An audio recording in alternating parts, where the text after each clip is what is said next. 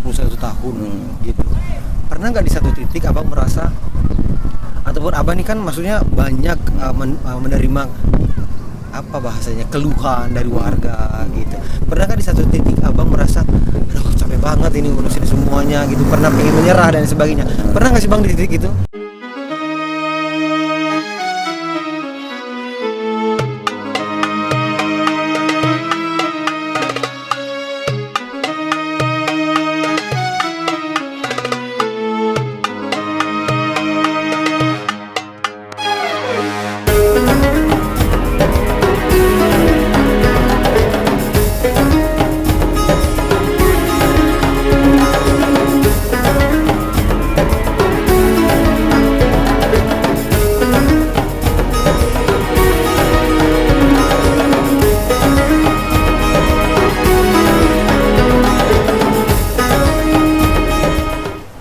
Ini lantai berapa bang? Ini di lantai 3 kebetulan Langsung ruangan ya? ini ditempatkan buat adik-adik kita yang mondok di sini. Mungkin bisa kita masuk bang ya? Bisa. Iya. Alhamdulillah. Assalamualaikum. Nah ini teman-teman ataupun adik-adik kita dari mana nih? Coba di Daerah sini ya? Dari mana satu-satu? Saya dari Batam. Oh dari Batam Batam. tinggal di mana? Di Batam Center. Oh di Batam Center. Dekat Uniba. Baik. Dekat Uniba. Coba satu lagi. Satu lagi? Siapa? Dari Lingga. Siapa namanya? Doni Oh dari Lingga. Tempatnya di mana? Tempatnya Sungai Besar. Sungai Besar. Boleh silakan lanjut lagi. Ayo. Ini dari mana nih? Dari Lingga. Dari Lingga juga. Oke, Dabo bukan jauh dari Dabo. Jauh. Jauh ya. Ayo sini kenalin dulu. Siapa nih? Rajin Amran Saputra. Dari Lingga juga. dari Lingga juga. Siapa namanya? Vicky Anthony. Dari Lingga. Lingga juga. Oh, banyak jauh nih seberang seberang pulau nih, Bang. Iya. Memang diperuntukkan begitu atau gimana? Ya kebetulan adik-adik ini mungkin dapat kabar dari rekan-rekan orang tuanya kali. Kita juga sudah mulai pondok kita sudah mulai dimempatkan sehingga ya mereka bisa hadir di sini gitu. Oke. Bang, saya ingin tanya sedikit nih, Bang. Biasanya kan kalau pondok itu peralatannya itu khusus misalnya satu-satu dan sebagainya. Ini sepertinya benar-benar ruangan pribadi nih. Kita lihat tempat tidurnya, lemarinya dan sebagainya. Ini benar-benar yang dipakai untuk pribadi Abang kemudian ditinggal di sini. Ini sebenarnya ruangan apa sebelumnya nih, Bang? Ini belum pernah dipakai. Belum pernah dipakai. Tapi tempat tidurnya seperti memang udah kita konsepkan untuk dengan ruangan yang besar, kamar yang besar ini bisa diempatkan satu ruangan tuh ada bisa mengisi berapa orang tinggal di sini. Untuk anak-anak pasti. Untuk anak-anak memang. Oke, baik. Kita keluar mungkin Bang, kita ke ruangan yang lain. Kasih ya. Ya.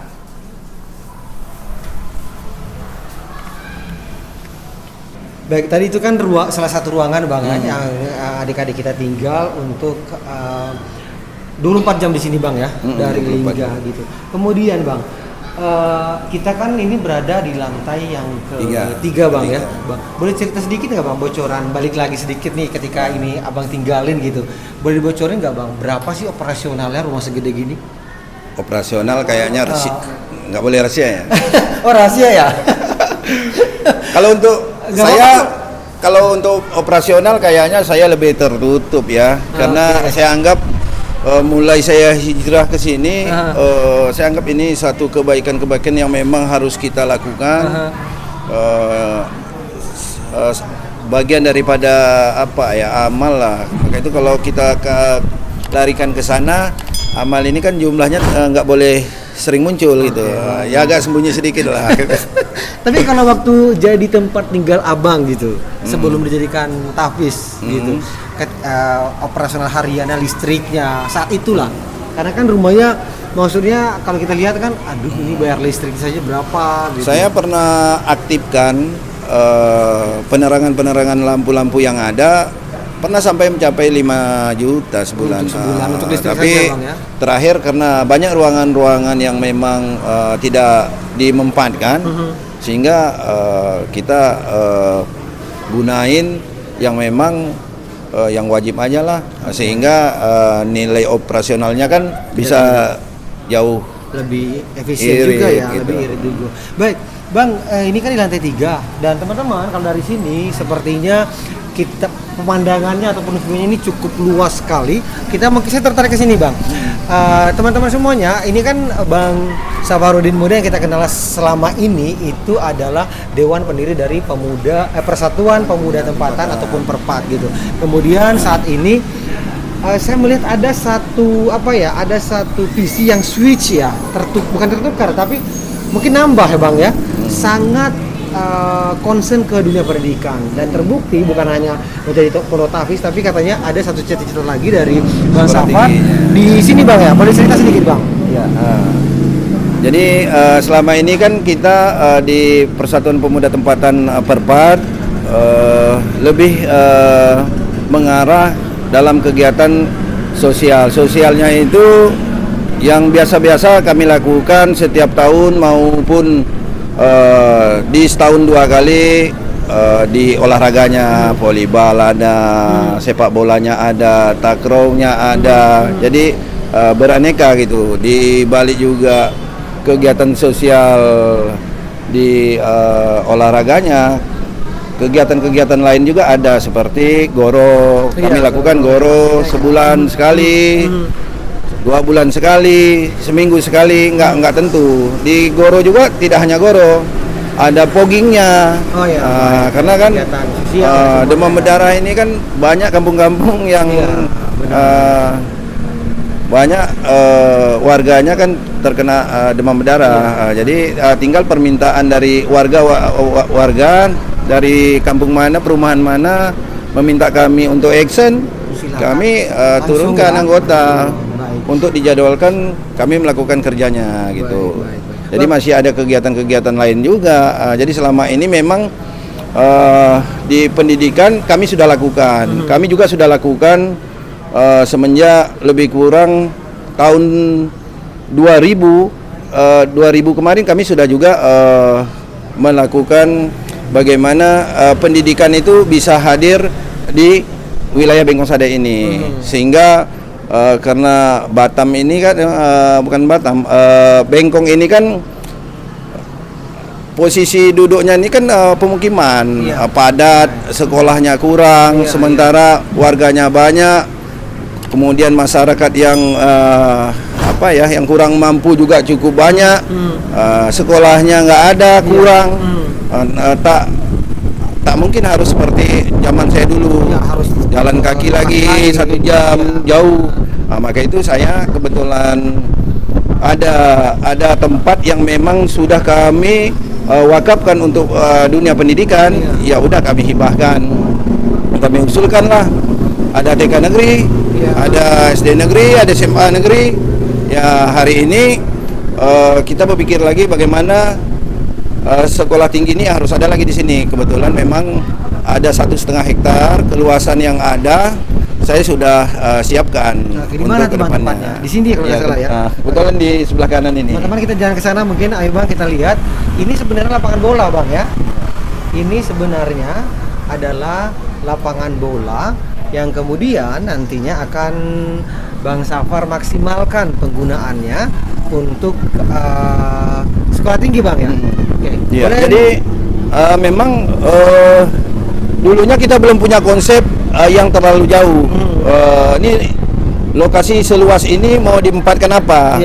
Tapi karena memang kita juga selalu melakukan kegiatan-kegiatan olahraga, sehingga ya udah sementara kita bikin lapangan bola dulu lah.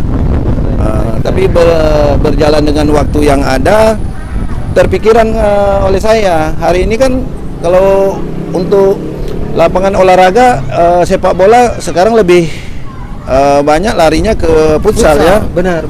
Lapangan futsal itu lebih mantap, lebih enak gitu, lebih nyaman, lebih diminati sekarang. Lebih diminati. Kalau dulu kan lapangan futsal nggak ada, ya udahlah lapangan bola saja. Saya lihat terakhir akhirnya ini futsalnya cukup maju, ini juga semacam terbengkalai. Kayaknya pemanfaatannya kurang maksimal. Terpikirlah oleh saya, karena di sini untuk sekolah menengahnya itu sudah ada. Dari dasar sampai menengah sudah ada. Saya ingin untuk melanjutkan. bagaimana di sini juga bisa berdiri sekolah tingginya. Dengan berdiri sekolah tinggi di sini, masyarakat setempat sangat terbantu. Apalagi nanti kita lebih bagaimana anak-anak setempat harus bisa sekolah di sini gitu. Ya, baik. Semuanya berawal dari pengalaman pribadi dari Bang Safar. Kalau kita sebut tadi bahwa S2 Bang ya. S2, SD, SMP ya. SD dan SMP. Tak jelas. Yang kemudian atas dasar itu dia merasakan betapa sulitnya. Dia ingin mengatakan ingin membuktikan bahwa meskipun kita S2, SD dan SMP tapi tidak menjadi penghalang untuk berbuat. Bahkan itu menjadi motivasi utama dia ingin memastikan anak-anak generasi berikutnya mendapatkan pendidikan yang baik. Begitu Bang ya? Jadi terakhir memang dari kegagalan saya ini saya punya satu cita-cita juga ya sebagai candaan lah. Saya sekolahnya nggak tinggi, tapi saya punya perguruan tinggi. Itu. Buat generasi saya berharap tidak ada seperti saya lagi. Baik. Pendidikan sangat utama, harus dikejar karena pembangunan sekeliling sudah pada terisi. Sekarang tidak seperti yang lalu lagi. Mau nggak mau, semua regenerasi harus mendapatkan pendidikan yang maksimal. Baik teman-teman, ada banyak inspirasi yang kita dapatkan dari seorang Bang Safarudin muda, atau mungkin kalau nyebutnya mendapatkan gelar Putra Kelana Jaya Bang ya. Iya. Putra Kelana Jaya, dan dari lantai 1, lantai 2, lantai 3, bahkan ada di terasnya gitu, sampai kita berada di puncak ini Bang ya. Lantai 4 berarti ini ya, kita berada di lantai 4, dan tentunya inspirasi itu muncul dari sejarah perjalanan beliau dan sebagainya gitu. Nah teman-teman, saya ingin sedikit lagi ke Bang Safar ini. Bang Safar kan ada banyak sekali melakukan kegiatan sosial gitu. Dari mana sih Abang mendapatkan kekuatan untuk misalnya, kan banyak banget tuh sedekahnya secara konsisten, kemudian kegiatan-kegiatan sosial secara konsisten. Apa sih yang membuat Abang sangat concern di hal-hal seperti itu? Yang menjadi motivasi utamanya apa gitu? Sebenarnya kalau banyak yang saya buat, saya rasa nggak banyak ya. Kalau saya melihat ini satu kewajiban buat kita semua. Iya. Saya cuma berusaha semaksimal saya aja, berupaya semaksimalnya. Apa sih yang saya bisa lakukan buat orang lain? Ya, satu kebanggaan dan kebahagiaan saya di sini. Kesenangan orang lain yang bisa saya lakukan, itulah kesenangan saya gitu. Bang, Abang kalau misalnya boleh kita share ke teman-teman gitu ya, ada nggak sih satu nasihat dari orang tua dulu yang sampai hari ini terus Abang pegang dan menjadi prinsip kehidupan Abang? Kalau bapak ya umurnya kan udah 96 tahun lah ya, alhamdulillah masih sehat, masih hidup. Simpel aja kalau orang tua saya. Yang paling pertama itu kejujuran. Kejujuran, baru nanti bagaimana kita berupaya semaksimalnya, kejar semampu kita, sehingga bisa meraih yang terbaik. Itu aja. Bang, pasukan besar dan sudah 21 tahun gitu. Pernah nggak di satu titik Abang merasa, ataupun Abang ini kan maksudnya banyak menerima apa bahasanya, keluhan dari warga gitu. Pernah kan di satu titik Abang merasa, aduh capek banget ini ngurusin semuanya gitu, pernah pengen menyerah dan sebagainya? Pernah nggak sih Bang di titik itu? Kalau saya kan udah bagaimana ya, saya udah mewakafkan diri saya sendiri dalam hal-hal yang seperti itu. Jadi capek itu cukup ya sebentar aja lah, udah lelah. Kalaupun ada masalah 1 jam 2 jam udah hilangkan aja lah, anggap mimpi aja. Nggak pusing-pusing kan. Sepertinya itu menjadi satu rahasia kenapa Bang Safar ini selalu terlihat prima dan awet muda gitu Bang. Karena saya melakukan sesuatu itu memang dari hati yang dalam, ikhlas. Baik, maka itu keikhlasan apapun kerjaan kita, sesuatu yang kita kerjakan itu nggak jadi masalah, nggak jadi beban, nggak jadi masalah. Baik. Karena plong. Baik, kita ini kan dari sini kan sangat terlihat ini adalah kubah dari Masjid Kelana Jaya gitu. Saya ingin tanya ke Abang, di titik kapan sih Bang Abang pernah merasa paling dekat dengan Tuhan, dengan Allah Subhanahu Wa Taala? Di mana sih titiknya itu? Ya, titik terakhir itu ya. Iya. Ya, alhamdulillah waktu saya mulai merasa satu kesempatan saya bisa dapatkan di situ, lebih kurang kalau nggak salah saya itu di tahun 97 98 lah. Lebih kurang segitulah, 98, dan waktu itu saya pun nggak tahu, tiba-tiba satu keinginan saya ingin melakukan yang berhubungan dengan ke sana. Sholat saya melakukan, sunatnya juga saya sertai. Terus waktu itu sebelum ada perpad ini di 98 itu saya sudah memulai melakukan puasa ya. Puasa itu saya lakukan cukup lama. Awalnya saya lakukan 44 hari, tidak ada mau dibilang puasa apa ya. Tapi terus itu keinginan sendiri gitu. Keinginan sendiri.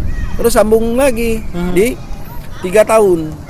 Sampai perpad berdiri di tahun 2021 baru saya dapat gelar kehormatan dari Lembaga Adat Kota Batam, Putra Kelana Jaya. Jadi saya melakukan itu memang datang dari sananya gitu. Ya saya ingin lakukan itu. Cuma saya nggak tahu nih puasa apa. Cuma yang jelas saya melakukan itu karena dari pihak keluarga juga kan ada merasa cemas. Apa saya ada tuntutan di mana, belajar di mana, ambil ilmu di mana, atau minta kekayaan, minta apa, minta lain-lain. Puasa gitu kan.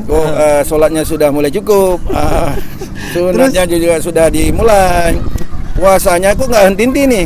Tapi terakhir saya didatangi salah satu guru saya, namanya Pak Muslim, bukan Pak Muslim, siapa ya, Pak Musri. Dulu beliau salah satu guru saya di bahasa Inggrisnya. Baik. Tapi bahasa Inggris saya kan nggak jelas. Sama Bang. Jadi terus beliau sempat nanyakan, mungkin dari pihak keluarga ya, mama merasa ini ada yang aneh. Kok ini sayanya kok udah mulai sholat, sholat saya sempat kabarnya kok menangis terus, kok tiap sholat nangis. Maka itu didatangi oleh guru saya, didampingi juga pangkat saudara imam masjidnya Lengkong Laut, didatangin lah, ditanyain, Din, Bapak mau tanya boleh nggak? Ya boleh Pak. Kenapa? Kamu sholatnya kok menangis ya? Katanya. Saya bilang namanya manusia, kalau nggak bisa menangis kayaknya bukan manusia itu. Saya bilang, saya simpel aja kan. Itu yang memanusiakan Bang ya. Terus saya mau tanya satu lagi, kamu puasa ya? Saya puasa. Udah berapa hari? Udah hampir belasan hari lah saya bilang. Untuk apa puasamu itu? Kamu apa ada tuntutan? Oh nggak ada, saya bilang. Terus kamu puasa? Saya pingin puasanya kapan nih sampai selesai? Sementara saya masih mau puasa Pak, saya bilang. Saya ingin gini, saya bilang. Saya ingin, karena saya mulai terpanggil, saya bilang, ingin melakukan sesuatu hal yang memang sudah diwajibkan.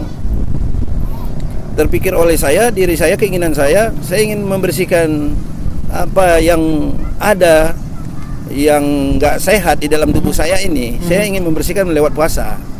Jadi paling nggak ada hal-hal saya yang silap atau menyilapkan yang lalu-lalu masih mudanya saya. Dengan puasa tadi berniat saya membersihkan kotoran-kotoran yang ada di dalam jiwa saya, itu aja. Kedua, dengan puasa tadi saya belajar untuk menahan emosi saya, hal-hal buruk yang mungkin biasa saya lakukan. Jadi dengan itu salah satu benteng untuk diri saya gitu. Itulah mungkin titik yang pertama kali Bang ya. Sampai akhirnya saya menyambung puasa itu ke Senin Kamis. Alhamdulillah. Senin Kamis saya pernah tembus di 3 tahun juga. Terakhir sempat putus, sambung lagi, putus. Ya udah karena kesibukan juga, terus silih berganti, ya terhenti lagi. Tapi ya insya Allah rencana pingin lanjut lagi karena puasa juga kan ini untuk kesehatannya juga kan. Ya teman-teman semuanya, masih dari lantai 5 rumah Kelana Jaya, langsung dengan sang yang punya ya, Putra Kelana Jaya, Bang Safarudin Muda, masih bersama saya di sini. Bang, tadi kan kita cerita terakhir itu pengalaman religi gitu ya. Bagaimana kemudian mendapatkan satu kesempatan lebih dekat dengan Sang Pencipta, Bang. Itu kan terakhir sempat Abang bilang menangis dalam sholat dan sebagainya. Nah, kalau Abang secara umum, terakhir kali Abang menangis kapan sih? Saat ini ya? Pernah nggak? Nggak lagi? Atau itu yang terakhir, Bang? Menangis dalam diam ya. Pernah nggak, Bang? Nggak ada lagi, yang terakhir itu ya? Ya, saya ingat berapa tahun yang lalu kayaknya menangis saya pas saya umrah di ini ya, Tanah Suci. Masya Allah. Di situ. Tahun berapa tuh, Bang? Itu lebih kurang 4 tahunan yang lewat ya, 5 tahun yang lewat ya. Itu terakhir menangis ya? Iya, lebih kurang itu lah. Baik. Bang, ini kan kita udah di penghujung nih. Saya ingin sedikit ada game sedikit nih, Bang. Abang harus pilih yang mana pilihan Abang. Gitu. Kalaupun Abang merasa butuh menjelaskan, silakan Abang jelaskan. Boleh, Bang ya? Siap. Oke, baik. Teman-teman semuanya, dengan Bang Safarudin Muda kita coba. Yang pertama, memilih jadi pengusaha atau politisi? Politisi. Hitam atau putih? Putih. Mencintai atau dicintai? Dicintai. Dicintai. Karena kalau dicintai kan orang banyak. Oke. Kalau saya mencintai hanya satu Hanya orang. satu orang. Iya. Nah, boleh. Itu ada penjelasannya. Kemudian, banyak uang atau banyak teman?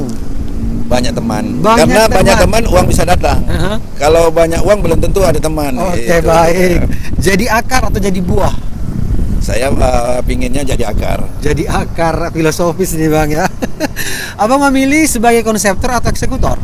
Saya konseptor. Konseptor, baik. Dan yang terakhir nih, Bang ya. Mendengar baru melihat atau melihat baru mendengar? Mendengar, Baru melihat atau memilih melihat dulu baru mendengar? kalau saya melihat dulu baru mendengar. Melihat dulu Iya, baru baru mendengar. Baik. Terakhir, Bang, sebagai seorang Safarudin Muda itu ingin dikenang sebagai seperti apa? Saya tidak terpikir sejauh itu ya. Yang penting di hari-hari akhir saya nanti adalah sedikit peninggalan kecil yang bermanfaat buat masyarakat Batam sekitarnya, khususnya Bengkong Sadai lah. Baik. Bang Safarudin Muda, Putra Kelana Jaya, terima kasih, Bang, atas waktunya. Ya, sama-sama. Banyak inspirasi kita dapatkan dan sebenarnya saya surprise ya, teman-teman semuanya. Bang Safarudin Muda akhirnya bisa sharing dengan kita semuanya. Kalau selama ini saya selalu lewat di sini, ini rumah isinya apa gitu kan, gede banget gitu kan. Ternyata akhirnya rumah ini menjadi rumah tahfiz. Tentu ada banyak sekali kemanfaatan di sini. Bang Safarudin Muda, Oke, terima siap. kasih, Terima kasih tetap banyak. semangat. Oke. Assalamualaikum warahmatullahi wabarakatuh.